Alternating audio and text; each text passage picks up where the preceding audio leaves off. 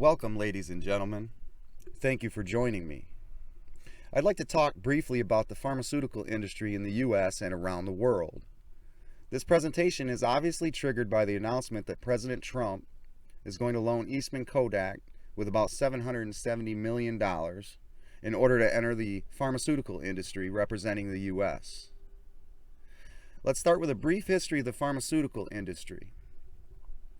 America's pharmaceutical industry begins in 1849 with Pfizer, whose business expanded rapidly during the American Civil War as demand for painkillers and antiseptics rocketed.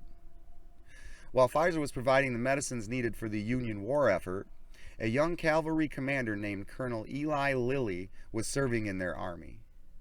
A trained pharmaceutical chemist, Lilly was an archetype of the dynamic and multi-talented 19th century American industrialist, who after his military career and trying his hand at farming, set up a pharmaceutical business in 1876. He was a pioneer of new methods in the industry, being one of the first to focus on R&D as well as manufacturing. The big pharma industry has its roots in Germany, UK, Switzerland, and the US, but it was the Industrial Revolution that gave rise to the US becoming the world leader in pharmaceuticals. But like everything else created from the blood, sweat, and tears of American patriots, it has been stolen, both openly and covertly. Let's look at some of the American pharmaceutical companies and what they are doing now. Let's start with the 10th largest drug maker in the world, Bristol-Myers Squibb.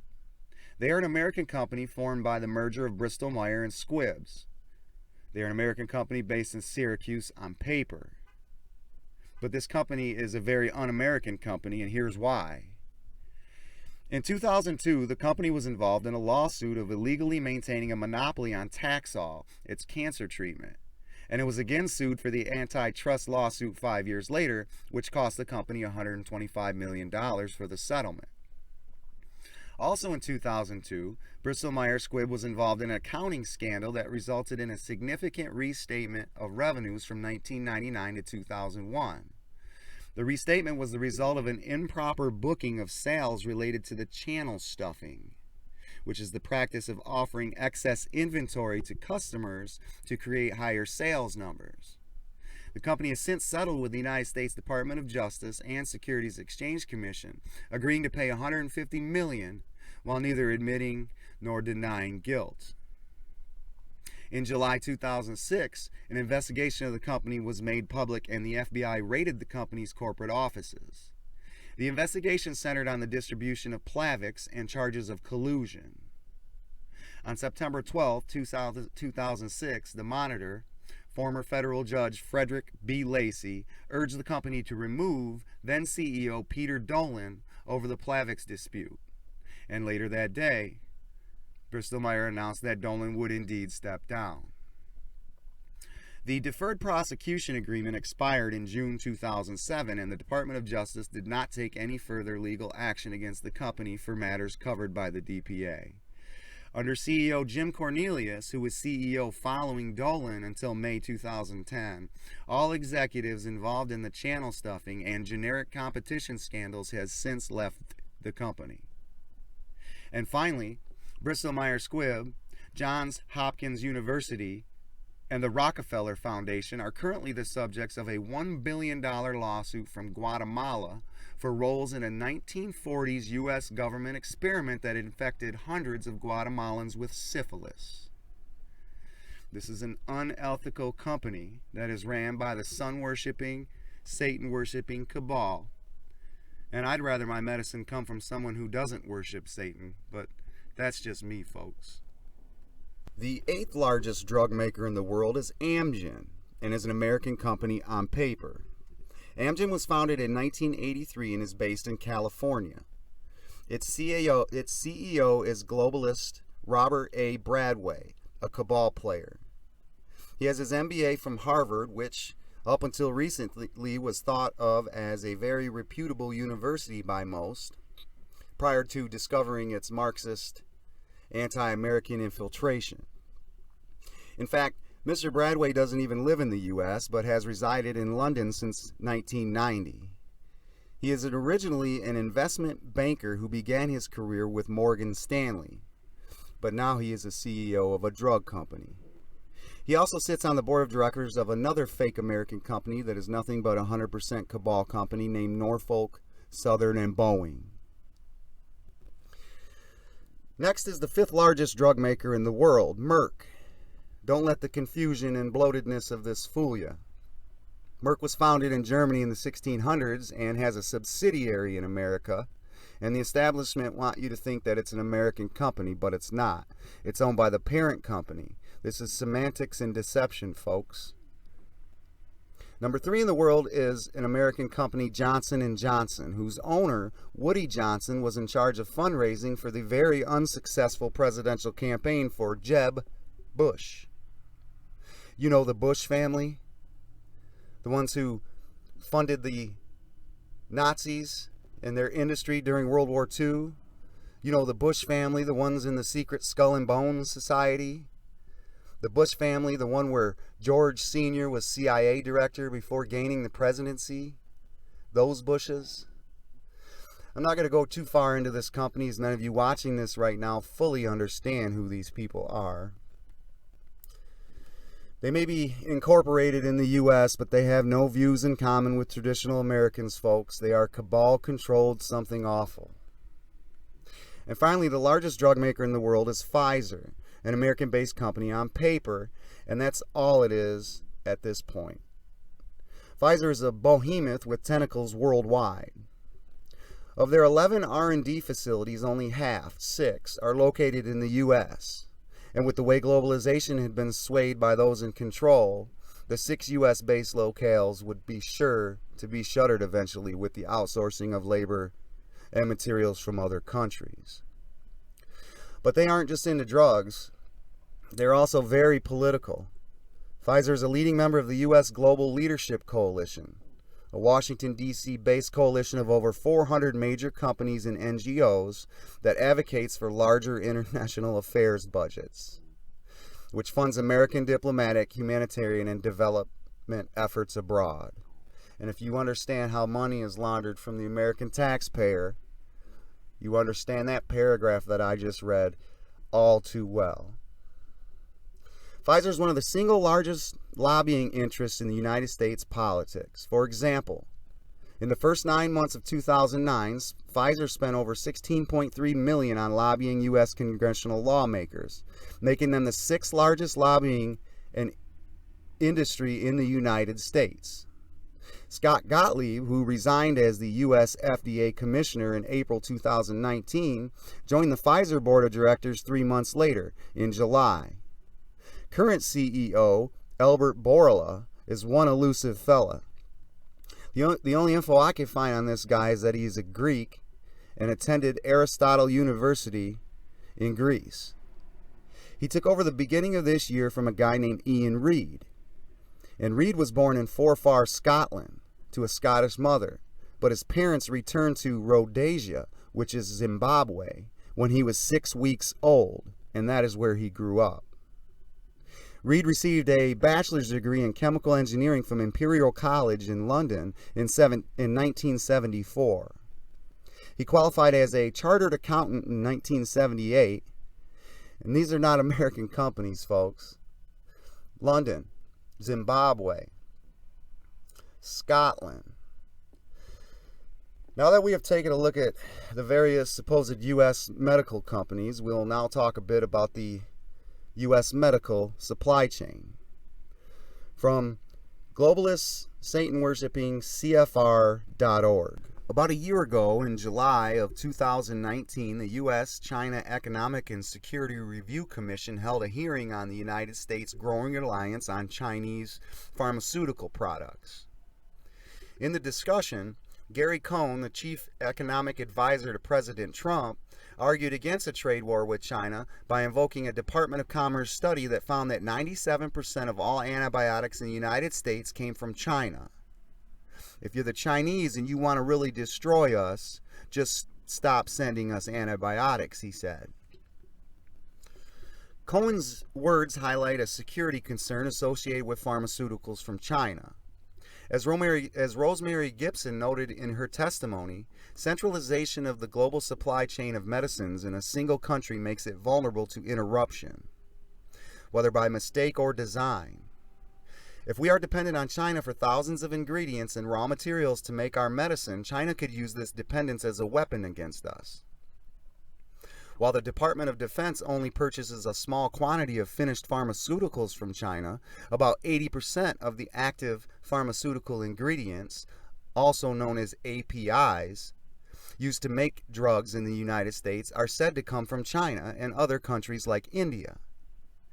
For example, the chemical starting material used to make doxycycline, the recommended treatment for anthrax exposure, comes from China.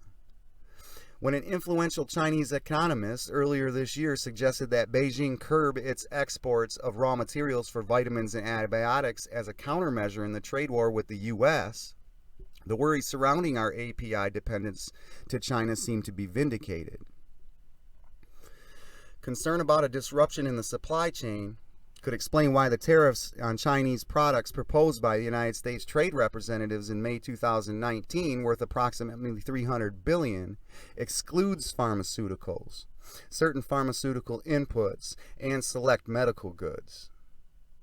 While the potential exposure to raw material supply disruptions drives part of our fear, concerns about the safety and efficacy of Chinese-made pharmaceuticals is another component.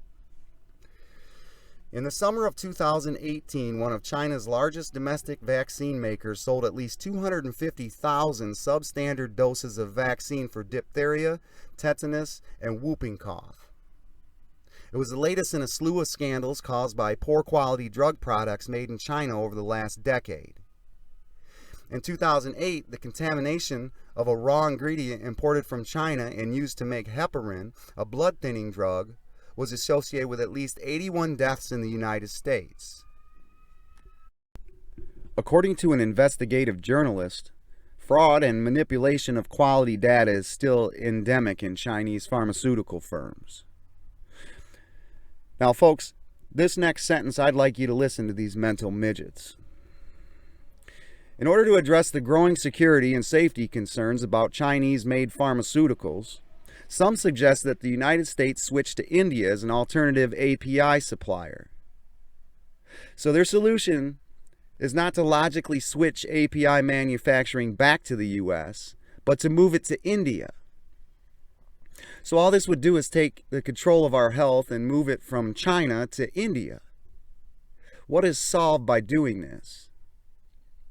With the potential to bring America to her knees with no medicines, their solution is to move it to India? Folks, these are not American companies, and they do not have the best interests for Americans in mind. You see, India depends on China for sourcing nearly 3/4 of APIs in generic drug formulations.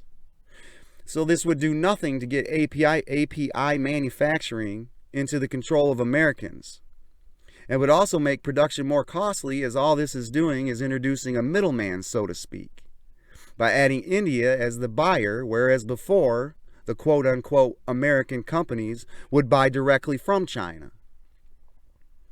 Oh yes, ladies and gentlemen, I'd like to retract my statement, calling them mental midgets, because that is not what they are. That is what they think of us. They know full well what they're doing, folks, and I can guarantee you that, as we can so clearly see, it is not in your best interest, but instead is in the best interest for them and their masters. As we all can see, this is all a scam. While these companies were founded or are technically based here in the U.S., they are cabal-owned and operated. This is the tumor that has metastasized in our country. America and its democratic way of doing things is an easily infiltrated system, especially when you are in a position to be able to rig things, as these high-powered CEOs are. They have used America to further their agenda, to expand their revenue streams, and to cement their control upon the world. And the thievery of our medical industry by mostly China, through the outsourcing that occurs by all big farm companies, This isn't just the method of operation for taking control of this industry, but it is the MO for their infiltration into all industries, including education and culture. If you haven't done so yet, please take 30 minutes to watch the video on this channel entitled Infiltration, Not Invasion, in order to see how it all is done. And I'll leave a link in the description. So with this stranglehold over our lives, because that's what this is, ladies and gentlemen, life or death, we see how this all could absolutely bring America to her knees. And other than military goods, the medical supply chain may be the most important supply chain in our country. We're talking about blood pressure medications that if some don't get, they die. We're also talking about vaccines. Vaccines are something that I don't believe needs to be discussed too much on this channel, as I'm sure that many listen to this would be fully aware of the many controversies with regard to vaccines. And with GMO technology so advanced, without proper oversight, vaccine development policies can be routed around using globalist bureaucracies. Contrarians to this comment need only search some of the many controversies over the years with regard to cover-ups and shady dealings by these companies, and they're all over the internet, and from establishment sources too. So it's all there if some of you want to be honest with yourselves and look. This consolidation of the industry allows for some serious levels of control to be exerted.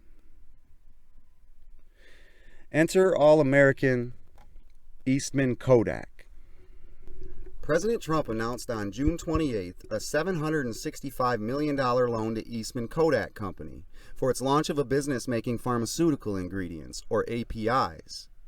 Kodak, which is based in Rochester, New York, and has a long history of manufacturing chemicals used in photographic film, now plans to support America's self-sufficiency in producing the key pharmaceutical ingredients we need to keep our citizens safe, Kodak's executive chairman Jim Continenza said in a statement.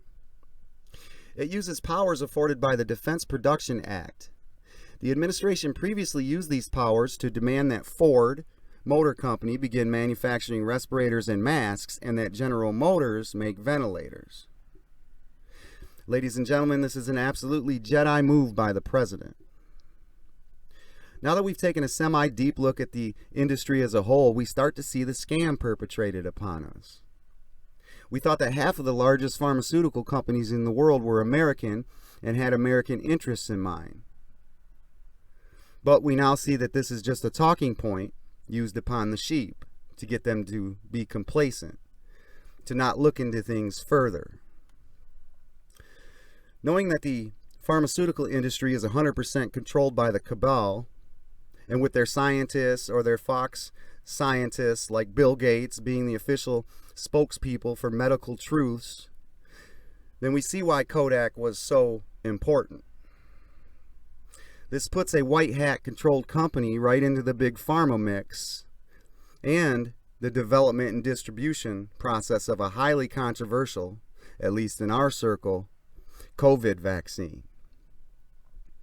We understand the controversy, and one example is simply that a vaccine may not be necessary whatsoever, as there may be a cure already in play, HCQ. And it's also prophylactic, which means it could prevent folks from contracting this in the first place, a shield against it. There are, according to Forbes.com, currently 9 companies that are racing to this vaccine, all Luciferian controlled.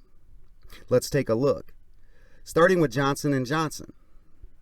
It shows that Johnson & Johnson are collaborating with the Biomedical Advanced Research and Development Authority in developing a vaccine. Now, to me, this automatically excludes J&J from being a serious advocate for the health of Americans. You see, ladies and gentlemen, the Biomedical Advanced Research and Development Authority, or the BARDA, supposedly is a U.S. Department of Health and Human Services office responsible for the procurement and development of medical countermeasures, principally against bioterrorism, including chemical, biological, radiological, and nuclear threats, as well as pandemic influenza and emerging diseases. In addition to preparing and maintaining bioterrorism responses and countermeasures, HHS, through the ASPR and BARDA, prepares and maintains an integrated system of medical countermeasures for both known or unknown and re-emerging or novel types of public health emergencies, including diagnostic tools, therapeutics such as antibiotics and antivirals, and preventative measures such as vaccines.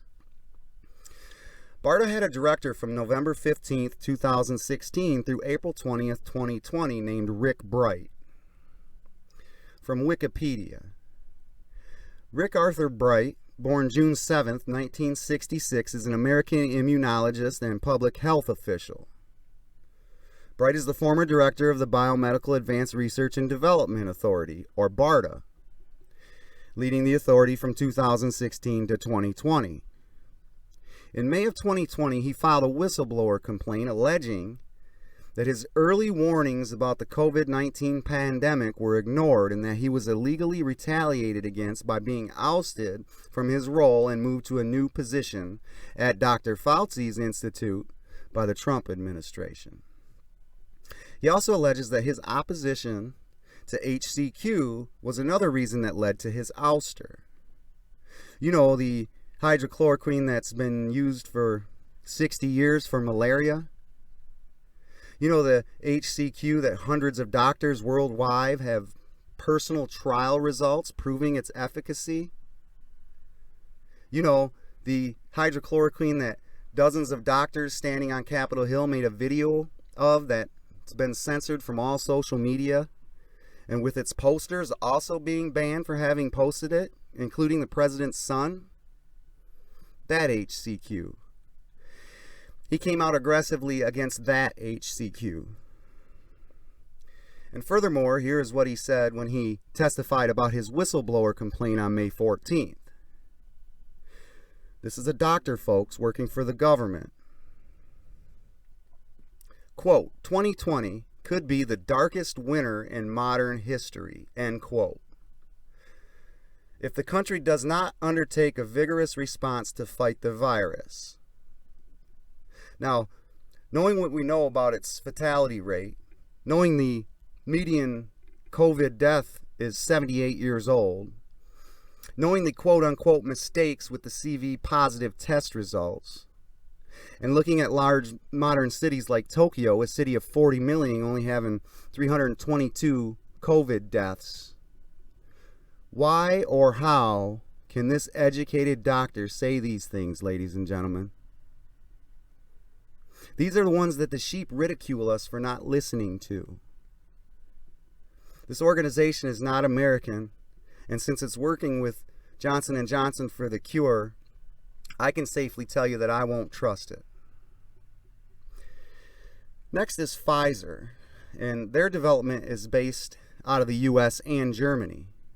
And their main headquarters is in Germany, so this is not in American hands, folks. The next one, Moderna. I won't get into this one too much, as this is Bill Gates' company.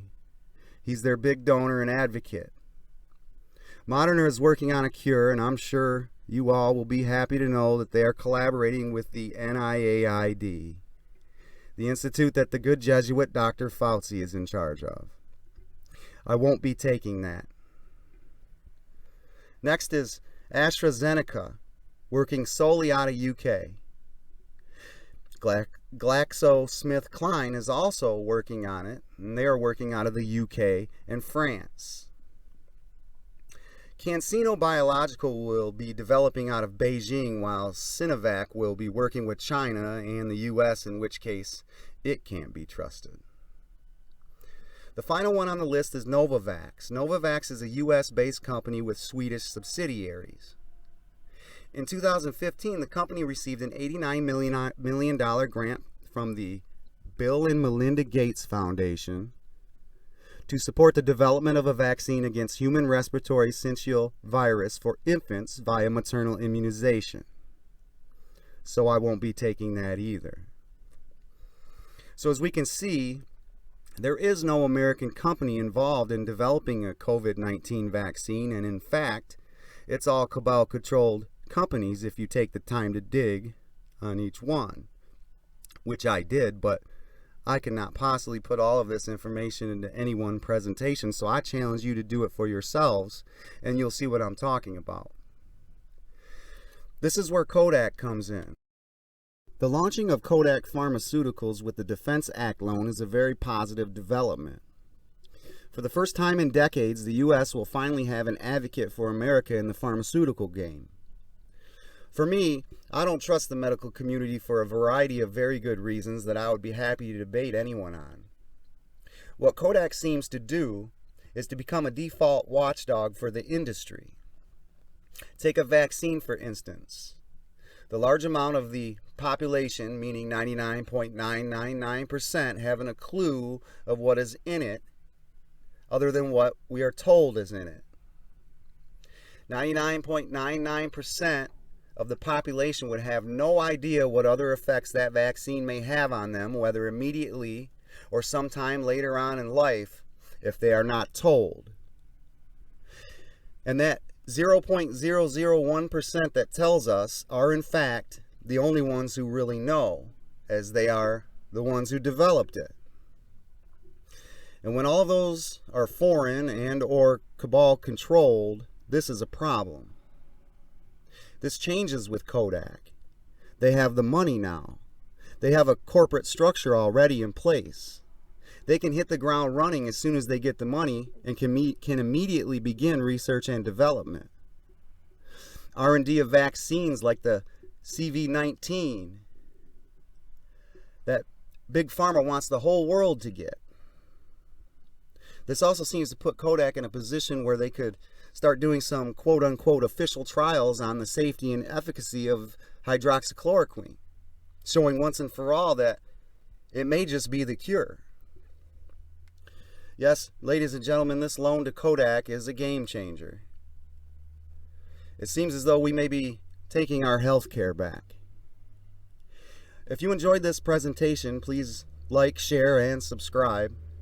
And please consider supporting this channel on Patreon.